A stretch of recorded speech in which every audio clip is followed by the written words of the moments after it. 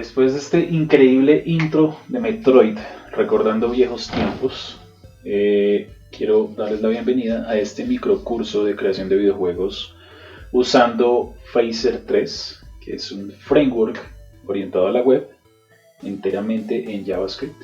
Esta primera presentación o primer video lo voy a orientar específicamente a una explicación muy breve sobre el desarrollo de videojuegos que tienen que tener en cuenta, sobre todo si son programadores indies, es decir, independientes. No voy a hablar de casas desarrolladoras de videojuegos, juegos AAA, ya esto son cosas bastante avanzadas.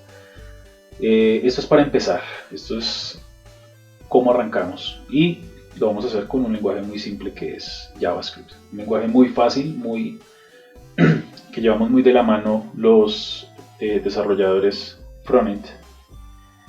Entonces se nos va a facilitar bastante el aprendizaje. ¿De qué se va a tratar esto? ¿Cuáles van a ser los temas que vamos a tratar? Primero, la teoría de hoy sobre los videojuegos. Segundo, vamos a entrar en materia ya con Phaser, específicamente qué lo compone, cómo se programa en este framework, cuáles son sus características. Y finalizaremos con un jueguito. Vamos a desarrollar un juego supremamente sencillo, pero la idea es ver las bases de este framework que nos permitan de acá en adelante avanzar y hacer juegos cada vez más complejos.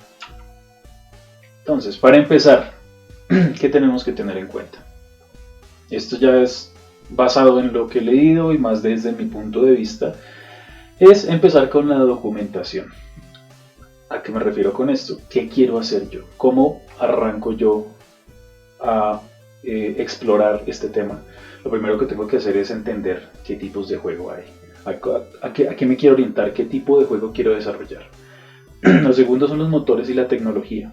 ¿Qué motores? Cuando me refiero a motores de desarrollo, me refiero ya a software un poco más avanzado y más complejo, como lo es Unity, como lo es Unreal, que son motores muy completos y traen absolutamente todo lo que necesitamos en un solo paquete. En este caso con Phaser, es una librería en la cual nosotros tenemos herramientas, pero tenemos que usar software externo para hacer otro tipo de cosas que necesitamos para tener todas las opciones en el desarrollo del juego. ¿A qué me refiero con esto? Por ejemplo, Phaser tiene motores de física, pero podemos usar motores externos. Herramientas para crear mapas o tilesets que le llaman. Necesitamos usar herramientas externas. Estas herramientas ya en frameworks como Unity o Godot incluso, o Unreal, ya vienen implícitas. También se pueden conseguir externas, pero ya vienen implícitas también en estos motores. Y por último, el marketing. ¿A qué me refiero con el marketing? Si yo voy a distribuir el juego, si voy a tener una versión final, una versión que realmente yo quiera poner en el App Store o en donde sea que lo vaya a exportar, yo necesito hacerle marketing, necesito manejar redes sociales, necesito tener de pronto un equipo o una persona que se especialice en ese tema. Todo depende hasta qué punto quiera llegar yo con esto. Si estamos hablando de algo simple para aprender, pues esta parte no es que sea muy necesaria, a menos que mi juego sea, mejor dicho, un boom y que yo esté explorando algo completamente nuevo y que pueda tener una posibilidad realmente más grande de distribuir el juego y que coja fama, como ha pasado con varios juegos de este estilo. El segundo punto importante es empezar simple. No intenten empezar haciendo un juego grande, no le apunten a un Call of Duty o a un juego de ese estilo, porque es extremadamente complejo. Estos juegos AAA, que le llaman así, requieren un equipo gigantesco de trabajo. Requieren muchísimas personas desde diferentes tecnologías, desde diferentes especialidades, diseñadores, sonidistas, personas de vestuario, porque esto tiene vestuario, que no lo crean. Necesita muchísima gente, hasta traductores muchas veces. Entonces empiecen suave, empiecen haciendo un juego muy básico, que lo que me gusta a mí personalmente es usar referencias de juegos muy viejos, juegos de Atari 2600, juegos de Nintendo, juegos de Sega, juegos de ese estilo que eran los de los años 80, que a pesar de que muchos eran complejos, eran juegos ya un poco avanzados, habían unos, en especial los primeros que salieron, que eran muy simples en su lógica y en su concepto. Esos juegos son interesantes para uno basarse en ellos y tratar de replicarlos en su funcionalidad y arrancar a entender cómo es que realmente funciona esto. El tercer punto es relacionado con esto mismo y es copia luego crea. Copien, o sea, es decir, cojan esos juegos e intenten replicarlos. Cojan un Pong, intenten replicarlo. El juego que yo voy a hacer para el ejemplo en estos otros videos va a ser un Frogger, que va a ser el de la ranita que se mueve de un lado hacia otro. Es un juego muy simple. Ese tipo de juegos ustedes lo pueden sacar en tiempo récord. Realmente lo pueden sacar en un día, en una semana, dependiendo qué tanto tiempo le vayan a dedicar ustedes a esto. Pero esos juegos son una muy buena opción para aprender y comenzar a entender cómo funciona las interacciones, la física, el concepto de sprites, de sprite sheets, tilesets, los atlas, que esa parte es un poco más compleja, pero todo eso está relacionado y lo estoy enfocando específicamente a juegos 2D. Con Phaser hacemos juegos en 2D, es decir, juegos estilo Mario Bros, juegos que son de esa pinta, pues. Juegos 3D ya nos enfocaríamos con otro tipo de herramientas como Unity, como Unreal, que ya facilitan mucho el desarrollo en ese aspecto. Con Phaser no podemos hacer esto. Phaser nos vamos a enfocar solo en 2D, pero personalmente creo que es la base para después extrapolar ese conocimiento a los juegos 3D, porque involucran mucha más complejidad. Las bases lo son todo. ¿A qué me refiero con esto? Ya les dije que Phaser es para hacerlo con JavaScript. Con esto trabajamos con JavaScript. Entonces es importante que conozcan las bases del lenguaje, que conozcan los conceptos más importantes de JavaScript a fondo. Esto les va a permitir entender muchos de las funcionalidades de Phaser y les va a permitir también extender las funcionalidades de este framework porque básicamente está hecho con JavaScript. Entonces es súper importante que se aferren a esas bases. Segundo es planeación. Esta planeación, los documentos, cuántas personas van a trabajar en el equipo o si voy a trabajar solo, cuánto me voy a demorar, qué funcionalidad tiene cada uno de los niveles que voy a hacer, si voy a hacer múltiples niveles o si voy a hacer un solo nivel, no sé, todo depende hacia dónde quiera yo apuntar el desarrollo del juego. El scope, esto es súper importante y aquí falla mucha gente. El scope es sencillamente el alcance del proyecto, hasta dónde voy a trabajar. Cuando comiencen con el desarrollo de estos juegos, cuando arranquen desde cero, no se pongan metas tan grandes. ¿A qué me refiero con esto? No intenten hacer un juego de 70 niveles, porque se van a frustrar. Limítenlo a un nivel que tenga toda la funcionalidad que ustedes están buscando. Por ejemplo, si quiero hacer un clon de Mario Bros, que yo pueda saltar, que el personaje tenga reacciones, que pueda tener poderes, que reaccione, por ejemplo, en los huecos del mapa, que me muera, que pierda una vida, por ejemplo.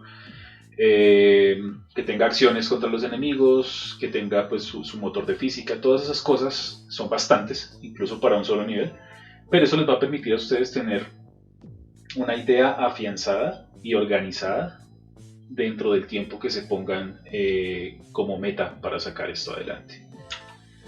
Solo en equipo, como lo dije ahorita, lo podemos orientar a desarrollo indie, que es que yo trabaje solo, independiente, no estoy ligado a ninguna empresa, como se hace hoy en día en muchos sitios.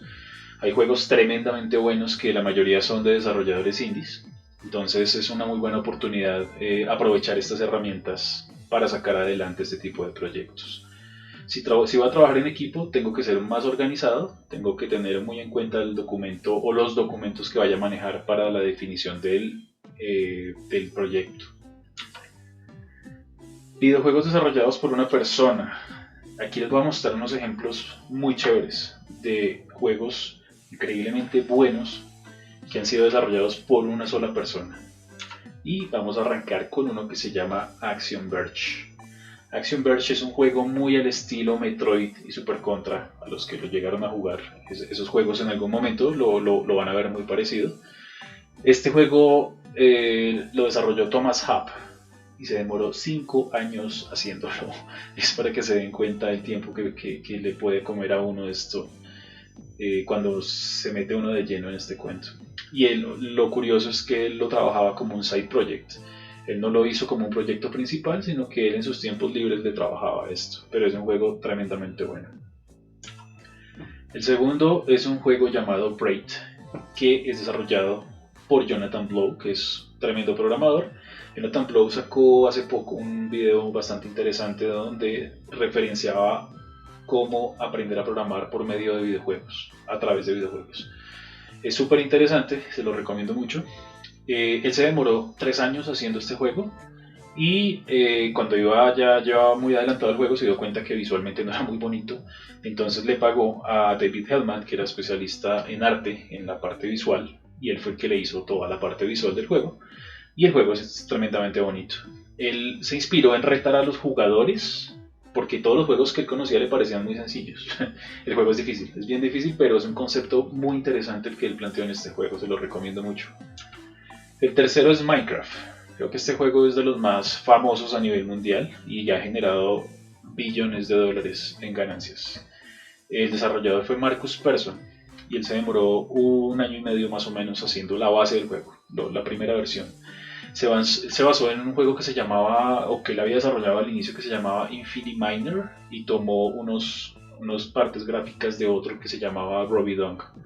Él ya venía trabajando en varios proyectos, pero ya cuando desarrolló Minecraft al final, que se dio cuenta que eso era un boom tenaz, Microsoft dijo, venga, véndame eso.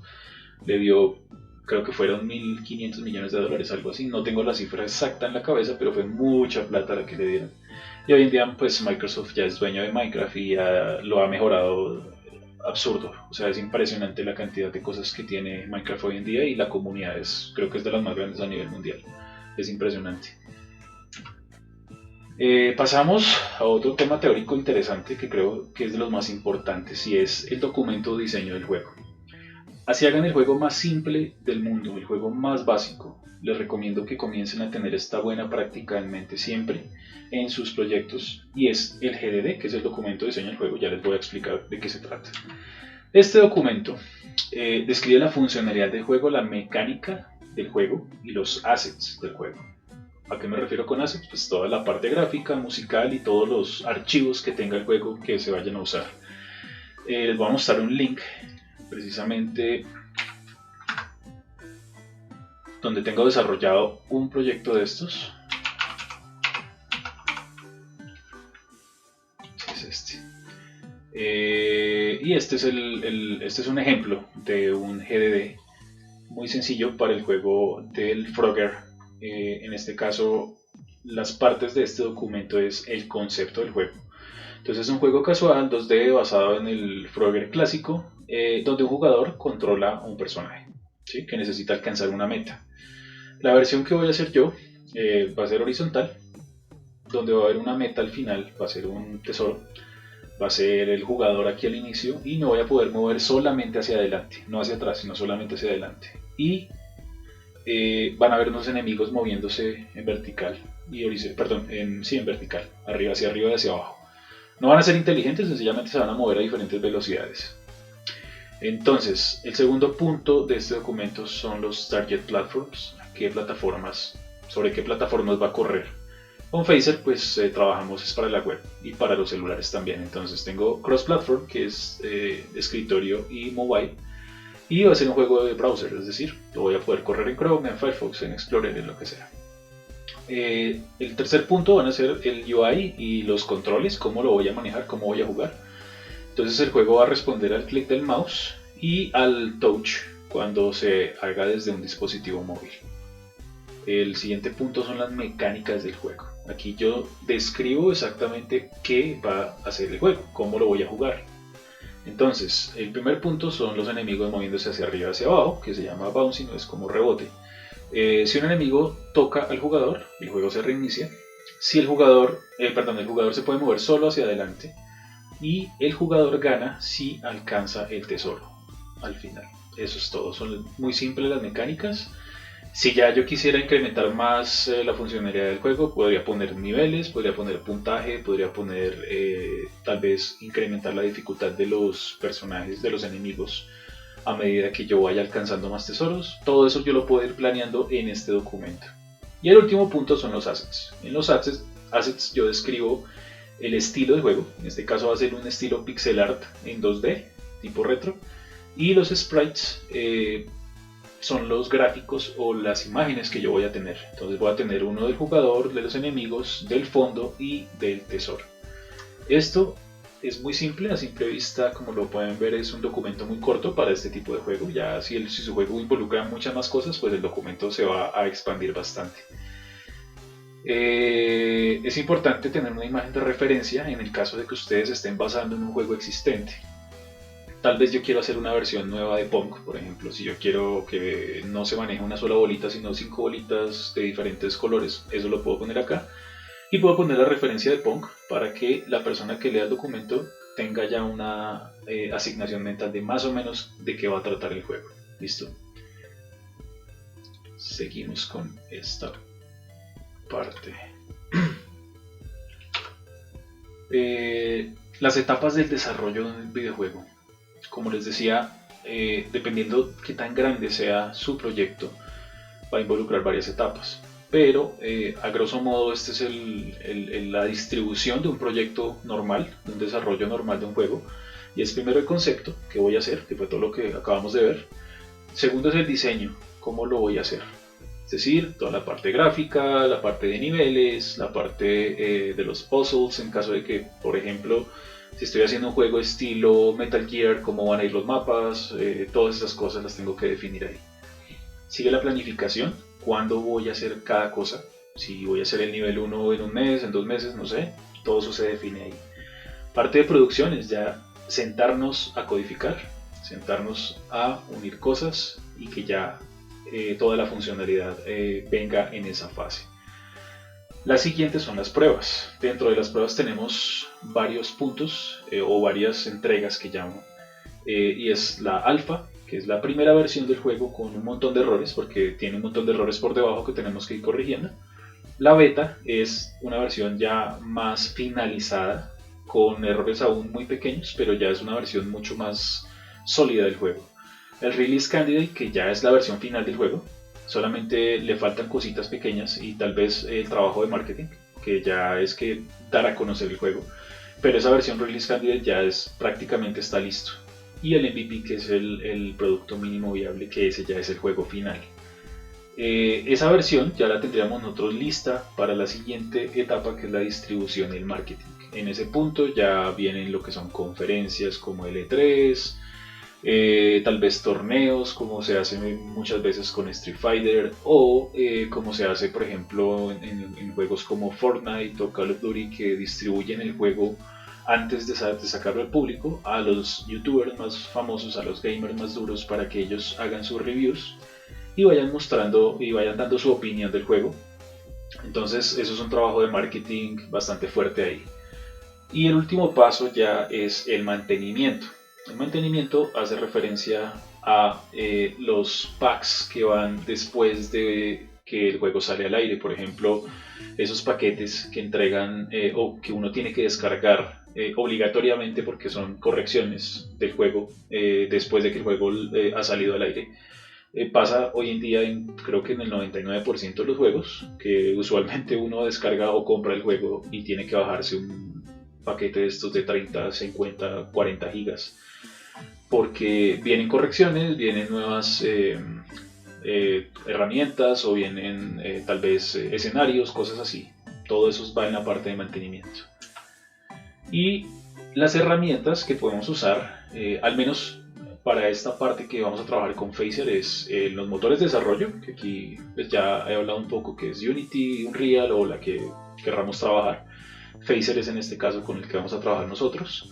Herramientas de documentación de código, páginas de documentos como la que les mostré ahorita. Tenemos herramientas de comunicación como son Slack, Hangout, Zoom, cualquiera que podamos usar, Teams.